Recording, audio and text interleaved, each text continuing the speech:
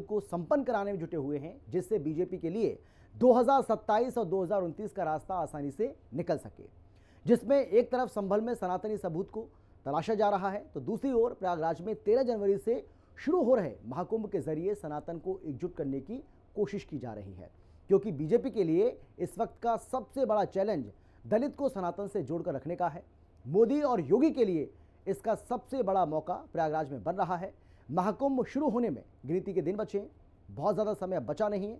संगम पर होने वाले राजसी स्नान बीजेपी के लिए कैसे दलित वोट का संगम करा सकता है, एक रिपोर्ट आपको हम दिखाते हैं। देखिए हिंदी खबर की ये स्पेशल रिपोर्ट।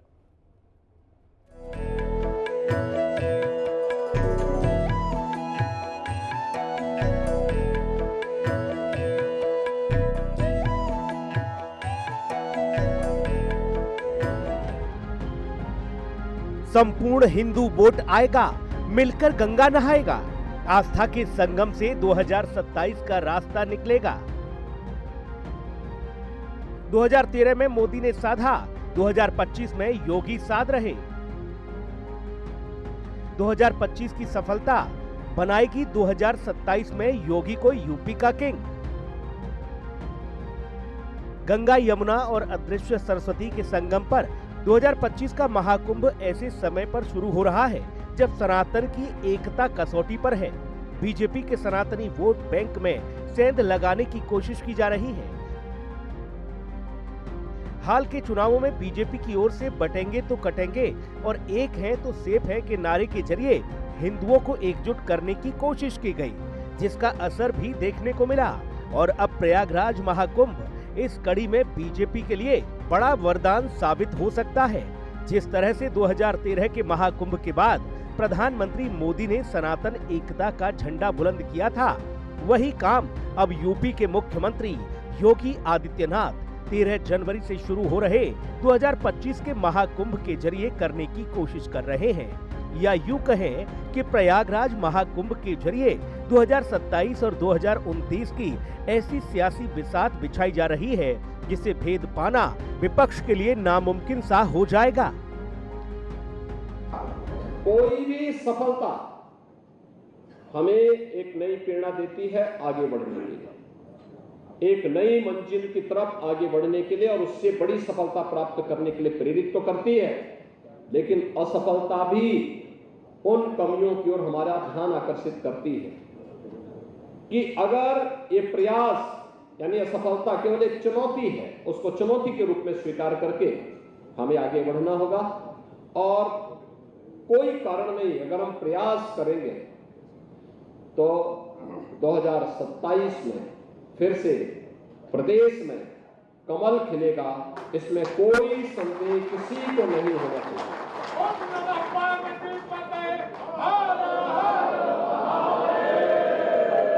और हम लोगों को इस अभियान के साथ जुटना होगा। हिंदू एकजुट रहेगा जब धर्म का महत्व समझेगा, उपासना विधि के चक्कर में पड़कर झगड़े नहीं करेगा, जात पात में बंटने वालों की साजिश को समझेगा। और इसके लिए महाकुंभ से बेहतर मौका नहीं हो सकता। महाकुंभ को सनातन का सबसे बड़ा पर्व इसीलिए कहा जाता है क्योंकि ये जोड़ने वाला उत्सव है। महाकुंभ भारत के हर समाज को, हर तबके को, हर वर्ग और जाति को उसकी अपनी विशेषता के साथ स्वीकार करता है। राष्ट्रीय स्वयंसेवक संघ, विश्व हिंदू परिषद और भारतीय जनता पार्टी सबका प्रयास है कि हिंदू एक हों। इस एकता के लिए सनातन के साथ दलित का एकीकरण बहुत जरूरी है। महाकुंभ इसका टेस्टिंग फील्ड है। दूसरे शब्दों में कहें तो संगम किनारे सबसे बड़ी प्रयोगशाला लग रही है और प्रधानमंत्री मोदी के साथ मिलकर मुख्यमंत्री योगी एकता के इस महाकुंभ को दिव्य और भव्य बनाने में जुटे हैं, जिससे मिशन 2027 के साथ मिशन 2029 को कामयाब बनाया जा सके। अगले साल महाकुंभ का आयोजन देश की सांस्कृतिक आध्यात्मिक पहचान को नए शिखर पर स्थापित करेगा। और मैं तो बड़े विश्वास के साथ कहता हूं, बड़ी श्रद्धा के साथ कहता हूं, अगर मुझे इस महाकुंभ का वर्णन एक वाक्य में करना हो तो मैं कहूंगा, ये एकता का ऐसा महायज्ञ होगा जिसकी चर्चा पूरी दुनिया में होगी। लोकसभा चुनाव में सीटें घटने के बाद से बीजेपी का फोकस अपने कोर हिंदू वोटर्स को एकजुट करने पर है। चाहे मोदी योगी जैसे बीजेपी के बड़े नेता हो या फिर आरएसएस, बिखरे हुए हिंदुओं को एकजुट करने के लिए हर वो प्रयास कर रहे हैं जिससे फिर से हिंदुओं को बीजेपी के पाले में किया जा सके। और विपक्ष की कोशिश बीजेपी के इस वोट बैंक में सेंध लगाने की है, जिसके लिए पिछले कुछ समय से विपक्ष की ओर से अंबेडकर का मुद्दा जोर शोर से उछाला जा रहा है। ऐसे में बीजेपी की कोशिश प्रयागराज महाकुंभ के जरिए विपक्ष की इस चाल को नाकाम करने की है, क्योंकि बीजेपी को मुसलमानों से उतना डर नहीं लगता जितना डर दलितों से लगता है। बीजेपी तभी जीतती है जब दलित वोट मिलते हैं। दलित वोट खिसकते ही बीजेपी की जीत हार में बदलने लगती है। 2019 के चुनाव में बीजेपी और एनडीए को 41% दलित वोट मिले थे। उन चुनावों में बीजेपी ने 303 सीटें और एनडीए ने कुल 353 सीटें जीती थीं। 2024 के लोकसभा चुनाव में बीजेपी और एनडीए को 35% दलित वोट मिले, यानी दलित वोट में 6% का नुकसान हो गया। इससे बीजेपी की सीटें 303 से घटकर 240 रह गईं और एनडीए की सीटें 353 से घटकर 293 हो गईं। दलितों को सनातन से अलग करने के प्रयास पिछले 75 साल से चल रहे हैं। साल 2024 में इसमें तेजी आ गई। अंबेडकर के अपमान का मुद्दा बनाकर दलित आबादी को भड़काने की कोशिश हो रही है। केंद्र की सत्ता में आने से चूक गई पार्टियों को अचानक से नीला रंग अच्छा लगने लगा है।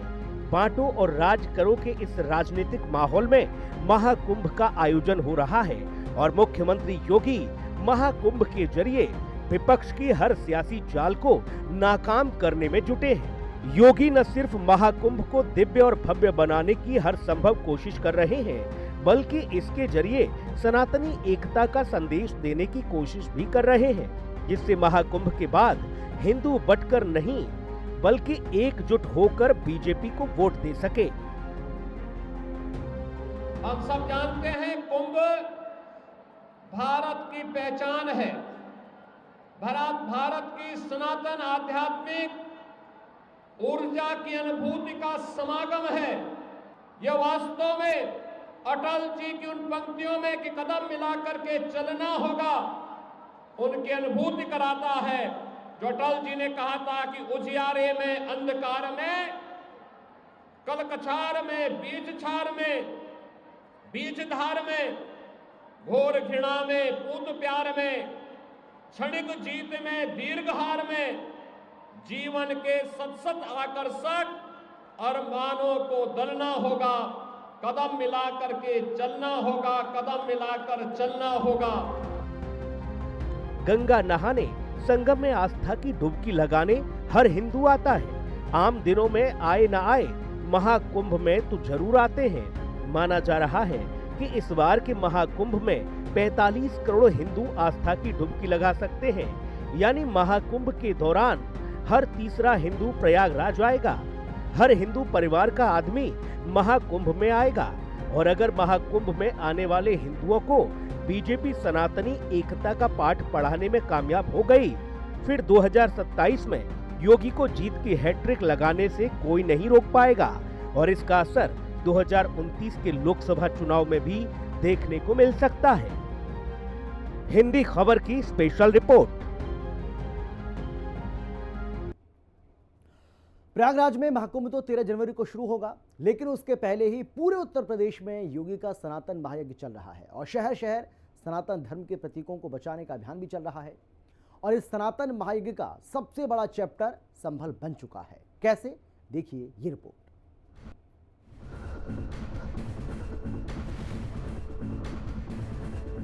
हमारा देश सुरक्षित है तो हमारा धर्म भी सुरक्षित है।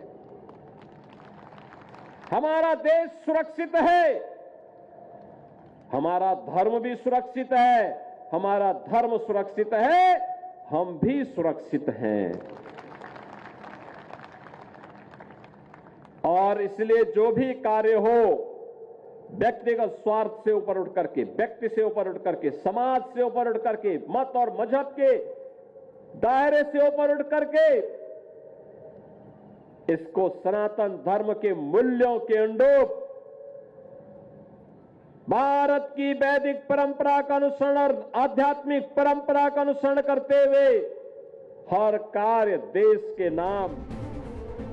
सीएम योगी बार बार ये कहते नजर आ रहे हैं कि सनातन धर्म का सम्मान करो। सनातन धर्म सुरक्षित है तो दुनिया में सब कुछ सुरक्षित है। जिन कारणों से देश को गुलाम होना पड़ा था, हमारे पवित्र धर्म स्थलों को अपमानित होना पड़ा था, वो फिर से ना हो, ऐसी स्थिति पैदा हो, इसके लिए अभी से हर एक भारतवासी को तैयार होना होगा। और धर्म को सुरक्षित करने के सीएम योगी के इसी मंत्र के साथ संभल में सनातन का महायज्ञ चल रहा है। कट्टरपंथ की आड़ में जिस संभल तीर्थ नगरी का स्वरूप बदल दिया गया, हिंदुओं को पलायन करने पर मजबूर कर दिया गया, हिंदू आस्था से जुड़े स्थलों को कट्टरपंथी की बेड़ियों में बांधकर दफन कर दिया गया। सीएम योगी के सनातन महायज्ञ की शुरुआत के बाद से हिंदू आस्था के इन प्रतीकों को एक बार फिर उजागर किया जा रहा है। संभल के संभलेश्वर महादेव मंदिर में भक्तों का तांता लगा है। इस बीच संभल में खुदाई के दौरान 100 साल पुराना एक कुआं मिला। हिंदुओं का दावा है कि दूसरे समुदाय के लोगों ने इस कुएं को बंद कर दिया था। संभल में चंदौसी के बाद एक और बावड़ी भी सामने आई है। दावा है कि इस बावड़ी का निर्माण पृथ्वीराज चौहान के समय हुआ था। ये बावड़ी जामा मस्जिद से करीब 3 किलोमीटर की दूरी पर है। दावा किया जा रहा है कि इस बावड़ी का निर्माण सम्राट पृथ्वीराज चौहान की सेना के ठहरने के लिए बनाया गया था। ये बावड़ी खेतों के बीचों बीच है। जामा मस्जिद के पास मिले इस बावड़ी की भी खुदाई अब जिला प्रशासन करवा सकता है।